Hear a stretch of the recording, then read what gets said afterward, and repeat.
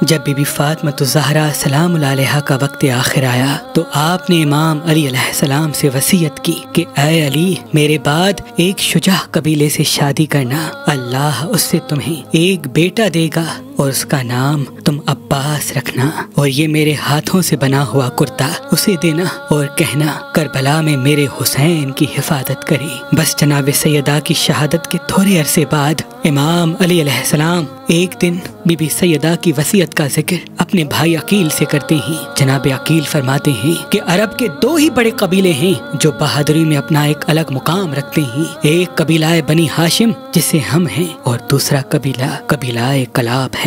ऐ अली, इस कबीला कलाब का सरदार और सबसे शुजा तरीन मर्द हुजाम है। अरब के तमाम बहादुर 6 माह उससे जंग सीखने जाते हैं। मैं आज ही उसके घर जाता हूँ और आपके लिए रिश्ता मांगता हूँ। हजरत हुजाम के वालिद का नाम उम्मुल इंसा था, यानी नेज़ों से खेलने वाला, और आपकी जोजा का नाम समामा बिनते सोहेल था। ये कबीला इतना बहादुर हुआ करता था कि अपने जानवरों को रस्सी से नहीं बांधा करते थे, बल्कि अपने जानवरों को अपने बाजुओं की ताकत से काबू किया करते थे। बस इधर से जनाबे अकील चलते हैं और वहाँ हजरत हुजाम की बेटी जिसका नाम फातिमा था, जो बहुत ही सखी, बाअदब और अहल बैत के घराने से मोहब्बत करने वाली थी। आपके वालिद ने आपका नाम फातिमा हजरत मोहम्मद मुस्तफ़ा सल्लल्लाहु अलैहि वसल्लम के इश्क में रखा था कि रसूलुल्लाह की बेटी का नाम फातिमा है तो मैं भी अपनी बेटी का नाम फातिमा रखता हूँ, ताकि रोज़े क़यामत मेरी बेटी फातिमा रसूलुल्लाह की बेटी फातिमा की कनीज बन के उठे।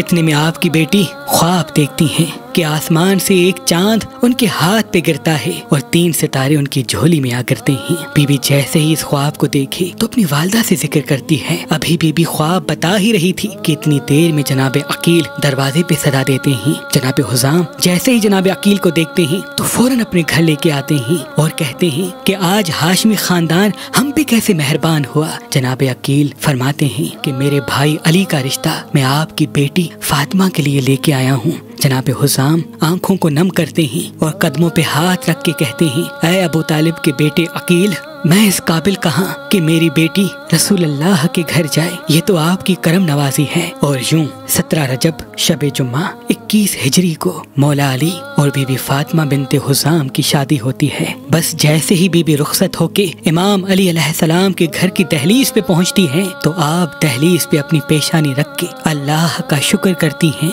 और इमाम अली से एक गुजारिश करती हैं कि या अली, मैं कनीज की बेटी हूँ और इस घर में हसन और हुसैन रहते हैं। मैं नहीं चाहती कि आप मुझे फातिमा कह के बुलाएं, क्योंकि ये नाम हसन और हुसैन की वालदा का नाम है। इमाम अली अलैहिस्सलाम ने बीबी फातिमा बिनते हुजाम को देखा और फरमाया, आज से हम आपको उम्मुल बनीन कहेंगे, यानी बेटों की माँ। 4 शाबान 22 हिजरी को अल्लाह ने इमाम अली और बीबी उम्मुल बनीन से एक बेटा अता किया जिसका नाम इमाम अली अलैहिस्सलाम ने अब्बास रखा, यानी वो शेर जो मैदान को चीर देता है। और कुछ सालों के बाद आपको दूसरा बेटा जाफर हुआ और तीसरा बेटा इमरान उस्मान हुआ और चौथा बेटा अब्दुल्ला हुआ। बीबी उम्मुल बनीन अपने तमाम बेटों से बार बार कहती कि खबरदार, हसन और हुसैन को कभी भी अपना भाई न समझना, वो तुम्हारे आका हैं और तुम उनके गुलाम। बस जैसे ही जनाब अब्बास थोड़े बड़े हुए, इमाम अली अलैहिस्सलाम ने बीबी सैयदा का हाथों का बनाया हुआ कुर्ता जनाब अब्बास को पहनाया और वसीयत की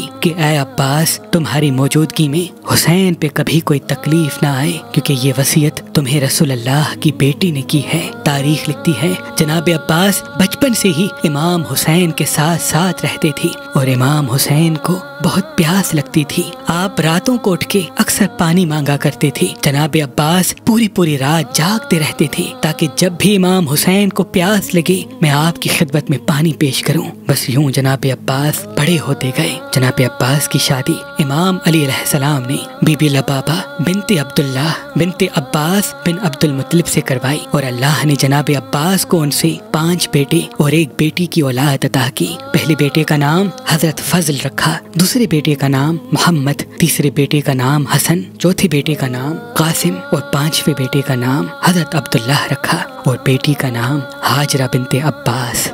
बस इमाम अली की शहादत होती है और दौर बदलता जाता है। जब इमाम हुसैन अलैहिस्सलाम मदीने को छोड़ते हैं तब बीबी सुगरा के पास अपनी वालदा बीबी उम्मुल बनीन छोड़ के जाते हैं ताकि वो बीबी सुगरा के साथ रहें। और जनाब अब्बास का छोटा बेटा अब्दुल्लाह भी बीबी सुगरा के पास छोड़ के जाते हैं, जिनकी उम्र चंद साल की थी, जिनसे बाद में हजरत अब्बास की नस्ल आगे चलती है। जैसे ही बीबी उम्मुल बनीन ने ये देखा कि इमाम हुसैन मुझे यहाँ छोड़ के जा रहे हैं, आप फौरन अपने चारों बेटों को बुलाती हैं और कहती हैं, मैं तुम चारों को वसीयत करती हूँ कि आखिरी दम तक इमाम हुसैन की हिफाजत करना। अगर तुम्हारी मौजूदगी में मेरे इमाम हुसैन पे कोई आंच आई तो मैं कभी भी तुमको माफ नहीं करूंगी। चारों बेटे बीबी उम्मुल बनीन के कदमों का बोसा लेते हैं और माँ से अलविदा करके इमाम हुसैन के काफले में चलते हैं। इमाम हुसैन के काफले की पूरी जिम्मेदारी इन चारों शहजादों पे थी और जनाब अब्बास पूरे लश्कर के अलमबरदार थे। बस ये काफला मक्के और मक्के से करबला जैसे ही पहुँचता है, 10 मुहर्रम का सूरज तुलू होता है, जनाब अब्बास जैसे ही देखते हैं कि अली अकबर इमाम हुसैन से इजाजत मांग रहे हैं, आप कहते हैं, ऐ मेरे मौला, मैं अपने बच्चों को आपके बच्चों पे कुर्बान करना चाहता हूँ, मुझे इजाजत दीजिए। और यूं बनी हाशिम में सबसे पहले जनाब अब्बास के सब भाई शहीद होते हैं। जब तीनों भाई शहीद हो जाते हैं तो फिर आप अपने बच्चों को इमाम हुसैन के कदमों में कुर्बान करते हैं और फिर अपने लिए इजाजत तलब करते हैं। इमाम हुसैन फरमाते हैं, ऐ अब्बास, तू मेरी फौज का अलम बरदार है। जनाब अब्बास देखते रहते हैं और एक एक शहीद शहादत का जाम पीता जाता है। बिलाखिर जब 3 दिन मुसलसल प्यासा रहने की वजह से बच्चों के रोने की आवाज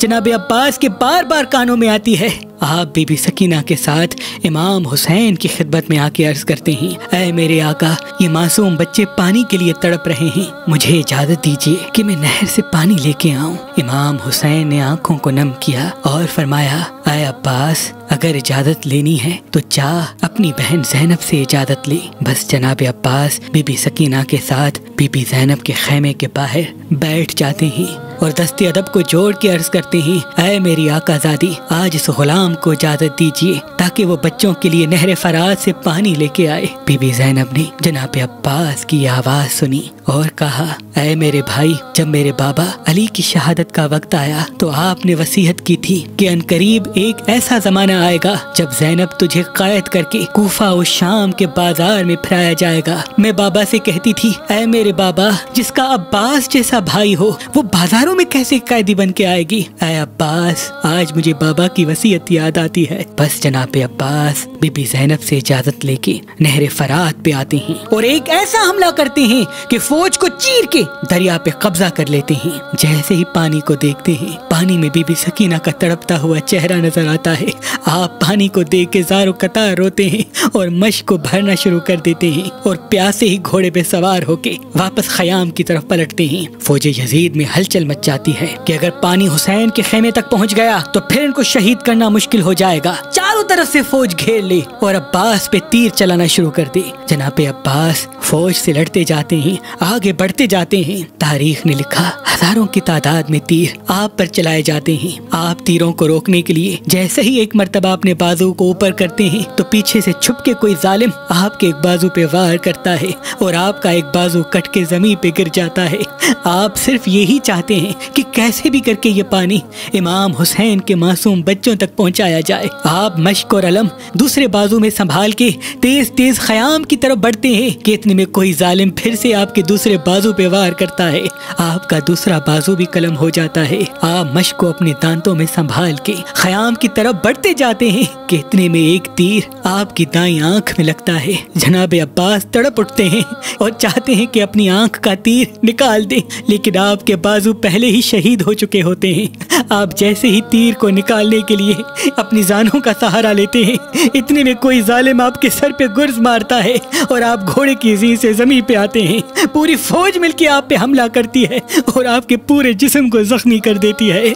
जैसे ही अलम इमाम हुसैन ने जमीन की तरफ गिरता हुआ देखा, आप लश्कर को चीर के जनाब अब्बास के पास आते हैं और उनका सर अपनी गोद में रखते हैं। जनाब अब्बास कहते हैं, ऐ मेरे आका, मैंने कभी आपसे कुछ नहीं मांगा, लेकिन मैंने अपनी माँ से सुना था कि जब मेरी विलादत हुई तो मैंने सबसे पहले आपके चेहरे की ज़ियारत की थी। आज मेरा वक्त आखिर है और ये गुलाम चाहता है कि आपकी ज़ियारत करके इस जहान को छोड़ूं, लेकिन आज ये अब्बास इतना मजबूर हो चुका है कि एक आंख में तीर लगा है और दूसरी आंख में खून भरा है और बाजू पहले ही कटे हुए हैं। ऐ मेरे आका, अगर तकलीफ ना हो तो अपनी अबा से मेरी आंख का खून साफ कीजिए ताकि मैं आपकी ज़ियारत कर सकूं। बस जनाब अब्बास की आंख का खून इमाम हुसैन अपनी अबा से साफ करते हैं। जनाब अब्बास इमाम हुसैन के चेहरे की ज़ियारत करते हैं और वसीयत करते हैं कि ऐ मेरे आका, आप सुबह से लेके अब तक सबकी लाश मैदान से खेमे की तरफ लेके जा रहे हैं। मेरी ये वसीयत है कि मेरी लाश को खेमे में न ले जाना,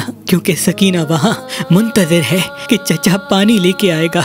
जब मेरी लाश को बीबी सकीना देखेगी उनसे ये बर्दाश्त नहीं होगा, मुझे यहीं छोड़ दीजिएगा। बस ये कह के जनाब अब्बास दारुल फना से दारुल बका की तरफ कूच करते हैं और इमाम हुसैन अलम और खाली मश्क लेके खेमों में आते हैं। सब बीबियां रोती रहती हैं और फिर इमाम हुसैन की शहादत के बाद बीबियों को कैद कर दिया जाता है। बस जैसे ही इमाम हुसैन की शहादत की खबर बशीर को पहुंचती है तो बशीर मदीने में घोड़े पे ये सबको कहता जाता है कि ऐ मदीने वालों, करबला में हुसैन को शहीद कर दिया गया। जैसे ही ये आवाज बीबी उम्मुल बनीन के कानों तक आती है, आप अपने पोते अब्दुल्लाह के साथ बशीर के पास आती हैं और कहती हैं, ऐ बशीर, कौन हुसैन मारा गया? बशीर कहता है, ऐ बीबी, आपको नहीं पता, हुसैन रसूल अल्लाह का बेटा। बीबी को जलाल आता है और कहती है, मैं नहीं मानती, अब्बास उस वक्त कहाँ था? बशीर कहता है, ऐ बीबी, हुसैन से पहले अब्बास और उसके सारे भाई मारे गए। बीबी उम्मुल बनीन कहती है, शायद तू अब्बास को नहीं जानता था,